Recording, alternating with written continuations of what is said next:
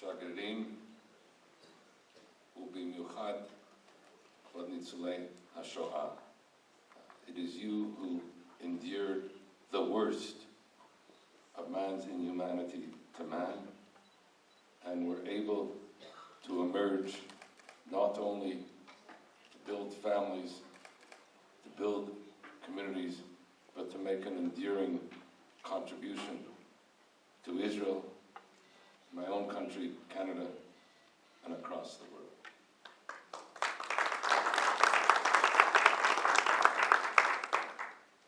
I'm delighted to be able to participate in this common cause which brings us together today, which I take to be the struggle against hate, against atrocity, against indifference, against impunity, against the crime whose name we should even shudder to mention,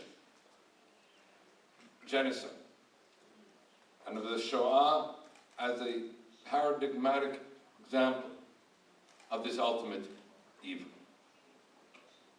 And meeting as we do today in Yad Vashem, which I take to be the crucible, the neshama, the lapid, the soul and the flame of remembrance and of action under its distinguished director, Dr. Avner Shalev. And meeting as we do as well on the centenary of Raoul Wallenberg, a person who has emerged really as a metaphor and message, and so described this morning, metaphor and message of Chasidei Umot HaOlam, whom the United Nations sometimes doesn't always know whom to honor, nonetheless referred to Raoul Wallenberg as the greatest humanitarian of the 20th century. This lost hero of humanity, who, as it happens, became also, and I'm proud to say this, the first honorary citizen of Canada.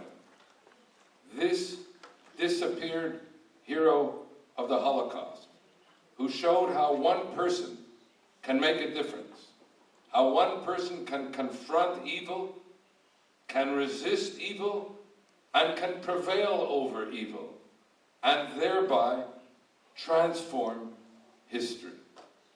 His heroism included, and it has been mentioned today, but it does bear some recall and reaffirmation to appreciate how in the midst of horrors too terrible to be believed, but not too terrible to have happened, that Raoul Wallenberg was able to accomplish the incredible rescues that he did. The Schutzpasses that were mentioned, which provided diplomatic immunity to its recipients. I'm told that Raoul Wallenberg's crafting of the Schutzpass, the diplomatic passport which saved so many people, actually looked more authentic than the original. Yet another example of his statescraft. And by this initiative alone, which inspired other legations to follow and do the same thing, 20,000 Jews were saved. By the establishment of safe houses, diplomatic havens, 32 safe houses which provided sanctuary for those who then were the beneficiaries of that immunity. Again, other legations followed his example, and by this route alone, some 30,000 were saved. By the establishment of all the staples of humanitarian assistance, soup kitchens, healthcare places, to give a semblance of dignity to the elderly, the sick, the orphans, to provide that semblance of dignity amidst the horror. In October 1944, when the deportations, the mass deportations began. Wallenberg followed, again with that mixture of bluster and defiance and courage and handing out Schutzpasses. By that initiative alone, saving more hundreds. In November 1944, when the Arrow Cross government organized a death march, mainly for women and children, 125 kilometers, that Wallenberg followed with food, with medical supplies, with the Schutzpasses, again saving hundreds and hundreds of people. But his last rescue was perhaps the most memorable. When the Nazi generals were marching on the Budapest ghetto and were threatening to blow up the Budapest ghetto, murdering the 70,000 remnant of Hungarian Jews, it was Wallenberg, in again that mixture of moral courage and defiance, who said to Nazi General Schmidhaber that if they were to march on that Budapest ghetto, he would ensure that they would stand trial for their crimes. He would ensure that they would be brought to justice. And so they retreated. One might say that Wallenberg, at that moment, embodied and was a forerunner of the Nuremberg principles, just as he embodied the Talmudic idiom in the most profound sense, Hametzil Adam Echad Kilu Yitzil Olam Kulo. That if you save a single life, it is as if you have saved an entire universe. Just as if you kill a single person, it is as if you have killed an entire universe. If I may read from the recent congressional testimony on the occasion of honoring Raoul Wallenberg, U.S. congressional testimony, where they have an excerpt of the testimony from Tommy Lapid, former, among other things, Minister of Justice here in Israel. As a young boy, he was staying with his mother in a Swedish safe house. His father was already dead. He gave an eyewitness account of how his family was helped by Wallenberg, and I quote, "One morning, a group of Hungarian fascists came into the house and said that all the able-bodied women must go with them. We knew what this meant. My mother kissed me, and I cried, and she cried. We knew we were parting forever, and she left me there, an orphan to all intents and purposes. Then 2 or 3 hours later, to my amazement, my mother returned with the other women. It seemed like a mirage, a miracle. My mother was there. She was alive, and she was hugging me and kissing me, and she said one word, Wallenberg, Wallenberg." One of many eyewitness testimonies, and I suspect there are people amongst us here today, Nitzulei HaShoah, the bearers of memory, who can share those testimonies as well. While Raoul Wallenberg saved so many, he was greeted not as the liberator he was, but disappeared into the Soviet Gulag in January 1945, never to be seen again. At least if you look at the Soviet report, which said that he died of a heart attack in 1947, later contradicted not as to year, but as to the cause of death, that he was murdered in 1947. I became chair of an international commission on the fate and whereabouts of Raoul Wallenberg in 1989. We reported in 1990. The other members of that commission, because it was representatives from each of the countries of Wallenberg's citizenship and honorary citizenship, included Professor Elie Wiesel from the United States, Professor Guy von Dardo, Wallenberg's brother, from Sweden, Gideon Hausner, former Attorney General here in Israel, Zichrono Livracha, and my colleague Michael Schlenau from Russia. We reported in 1990, and I'm going to summarize it very quickly, but on the occasion of President Putin of Russia being here, I thought it might be appropriate just to summarize quickly our findings, which were confirmed, I might add, in a court case in the federal courts in the United States. Number one, that the evidence was incontrovertible, that Wallenberg did not die in 1947, as the Soviets claimed he did. Two, that the evidence was credible, that Wallenberg was alive in the 50s and 60s and even into the 70s and 80s. That Wallenberg, legally speaking, must be seen to have been a disappeared person. That the burden of proof with respect to what happened to Raoul Wallenberg rests, as we put it then, and as the court put it, on the Soviet Union, now in its successor form on Russia, but that they have yet to discharge that proof. I will give you one example. We visited Vladimir prison, which was regarded as being the center place of the witness testimony. We found when we were there that the Soviet Union at the time had not once in 45 years, ever visited Vladimir prison, ever questioned any of the inmates, ever examined any of the archives, ever looked at any of the witness testimony and documentary evidence. And so I say today in 2012, Russia still owes us an accounting with respect to what happened to Raoul Wallenberg. The time has come for Russia to open up the archives so that the real truth can be shared with the international community, and those who did not liberate him at the time, as he had liberated others, but rather imprisoned him, should now themselves share in the necessary accountability. Let me now, the balance of my remarks are inspired by what Avner Shalev said this morning, and that is that Raoul Wallenberg's humanitarian legacy cannot be disconnected from the Shoah. It is, in fact, inextricably bound up with the lessons of the Shoah.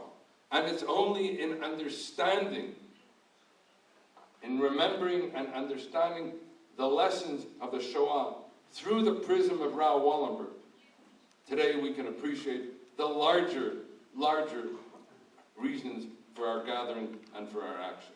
And the first imperative, always, Yad Vashem stands for. The first imperative is that of Zachor, that of the imperative of memory, what the French call le devoir de mémoire, the duty of remembrance.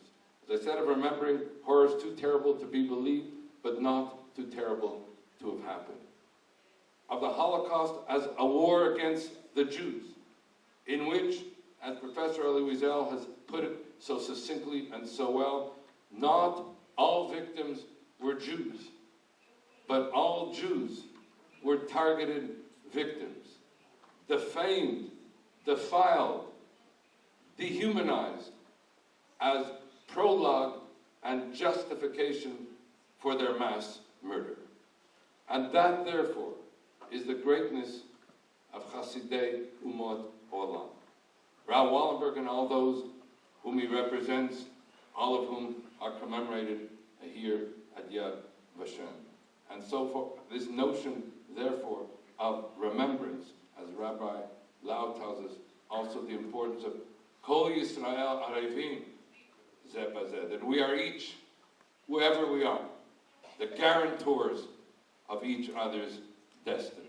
The first lesson from Zachor, from Raoul Wallenberg. The second, and this is not that well known, but in looking into it, I found that Raoul Wallenberg had, during his period that he was in Haifa, had learned from speaking with Jewish refugees who had fled and had come to Israel, of the culture of hate that took us down the road to the Holocaust and genocide. And so the second lesson here is that the enduring lesson of the Shoah and the genocides that have occurred since then was that these genocides did not simply occur because of the machinery of death, but they occurred because of this state-sanctioned teaching of contempt. It was this teaching of contempt, this demonizing of the other, this is where it all began. as the Supreme Court of Canada put it in a case looking into Holocaust denial and the like, when they said, and it's been affirmed in subsequent international judgments with respect to Rwanda and former Yugoslavia, they said the Holocaust did not begin in the gas chamber. It began with words. These, as the court put it, are the catastrophic effects of racism. These, as the court put it, are the chilling facts of history. And I regret today to say, but we would be learning nothing from the past if I did not say this. I'm saying it here today in Yad Vashem, that we are witnessing yet again a state-sanctioned incitement to hate and genocide whose epicenter is Ahmadinejad's Iran. And I use that term to distinguish it from the people and publics of Iran who are otherwise themselves the targets of mass domestic repression in Iran. Let there be no mistake about it. And I say this as somebody who chaired an international coalition regarding the responsibility to prevent. Let there be no mistake about it. Iran, and this was our finding of fact and conclusion of law, Iran has already committed, I repeat, already committed, the crime of incitement to genocide prohibited under the Genocide Convention. Yet as we meet, I regret to say that not one state party to the Genocide Convention has undertaken any of the mandated legal remedies. These are not policy options. These are legal obligations to bring the perpetrators of the state-sanctioned incitement to genocide to account. And I hope in learning the lessons, and in this second lesson of the danger of state-sanctioned incitement to genocide, we'll not only remember this lesson, but act upon it, which leads me inexorably into the third lesson, the dangers of indifference. The dangers of crimes of indifference of the bystanders. And I mentioned with respect to the contemporary state-sanctioned incitement to genocide. But let us also recall that we are meeting today on the 18th anniversary of the genocide in Rwanda, the unspeakable genocide in Rwanda. I say unspeakable because this genocide was preventable. Nobody can say that we did not know. We knew, but we did not act. And in 3 months, from April to June 1994, 1 million Rwandans were killed. Mostly ethnic Tutsis, some moderate Hutus. No one can say that we did not know. One has only to read the deliberations of the UN Security Council at that time, which is a monument to dithering and delay. And with regard to Darfur, nobody can say that we did not know. We knew, but we did not act. And so I say with regard to this third lesson, the dangers of indifference and inaction, that regrettably, we live at a time where too few people are prepared to stand up and be counted. Raoul Wallenberg, one person who, as I said, confronted radical evil and transformed history, tells us the lessons of shattering these crimes of indifference, these conspiracies of silence that beset and burden us today. A fourth lesson, and that is combating mass atrocity and the culture of impunity, bringing the perpetrators to justice. If the 20th century was the age of atrocity, it was also the age of impunity. Few of the perpetrators, few of the Nazi perpetrators and their collaborators, tragically, were brought to justice. And regrettably, this culture of impunity continues today. I'm only going to give two of many examples. With regard to Sudan, the three leaders in Sudan, led by President al-Bashir, were indicted by the International Criminal Court for their war crimes, crimes against humanity, and genocide in Darfur. That's the important good news of holding people accountable.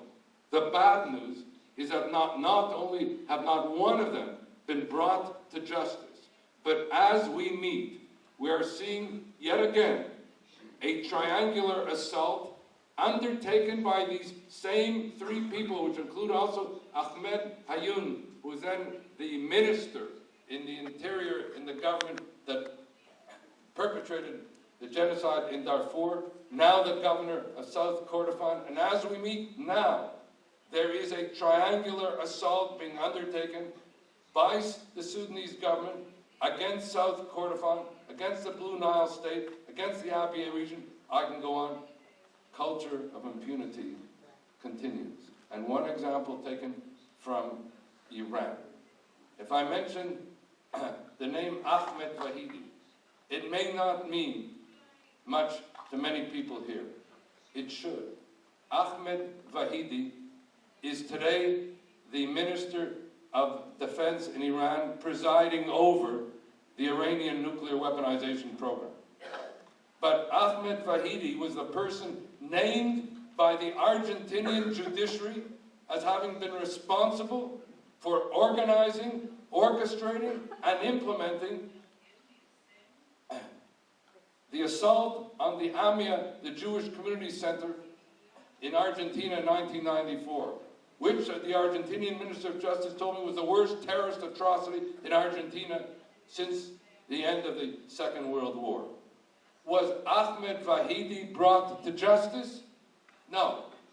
He was rewarded with being the Minister of Defense in Iran, presiding over the nuclear weaponization program, and even though there is an Interpol arrest warrant issued at the request of the Argentinian authorities, he remains still free and still presiding over a weaponization program.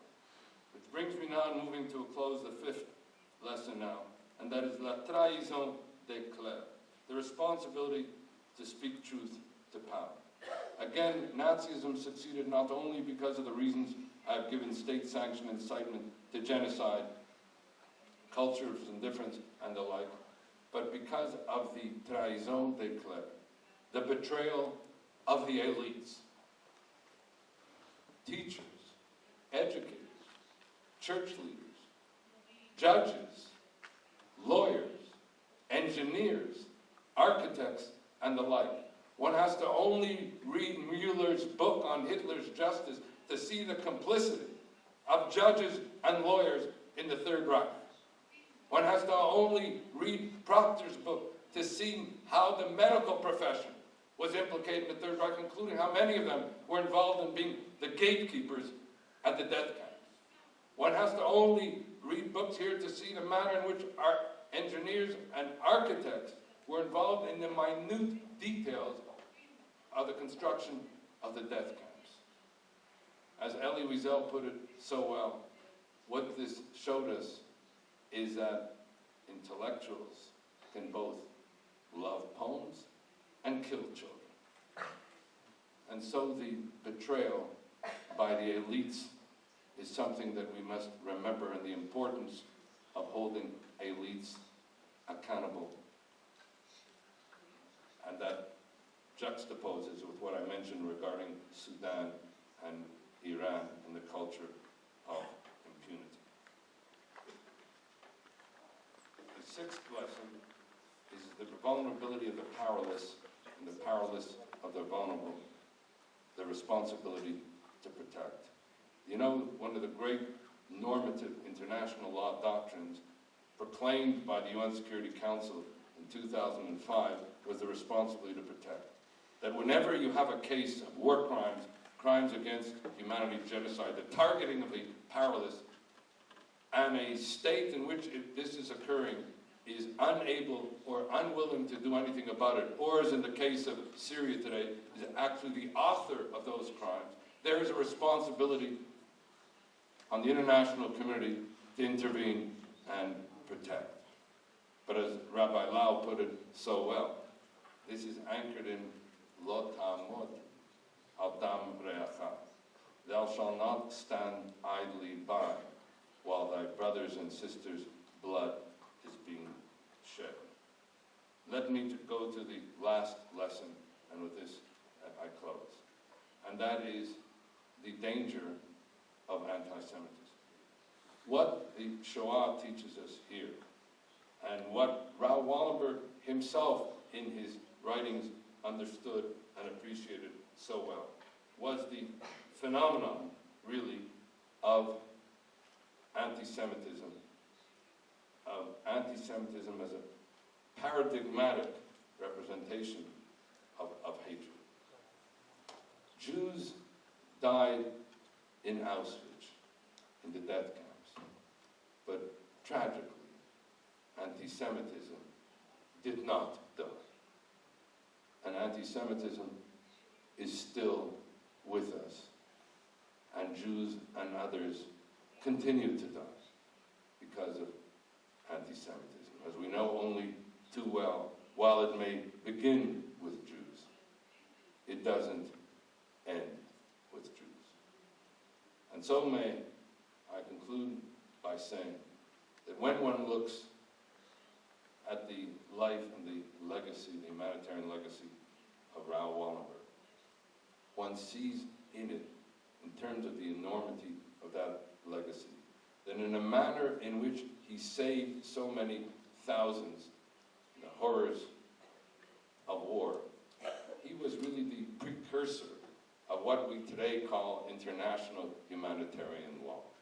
In the organization of the safe havens, in the matter of his Schutzpasses, he was the forerunner of what today we call diplomatic protection, humanitarian intervention in the best sense. In his warning to the Nazi generals, he was a forerunner of what today we call international criminal law. And in becoming the Swedish non-Jew who in 4 months saved more Jews than, and this is a staggering data but happens to be the case, than any other single government in Hungary in 4 months in 1944. He not only showed what one person can do, but lived, embodied that Talmudic idiom of a Metzil, Adam Echad, Kilu Yitzil, Olam Kulo. So my hope is that this symposium today will not only be an act of remembrance, which it is on the centenary of Raoul Wallenberg, but it will be also a remembrance to act inspired by that humanitarian legacy, so that when we say never again, it's not simply idle rhetoric. It means that we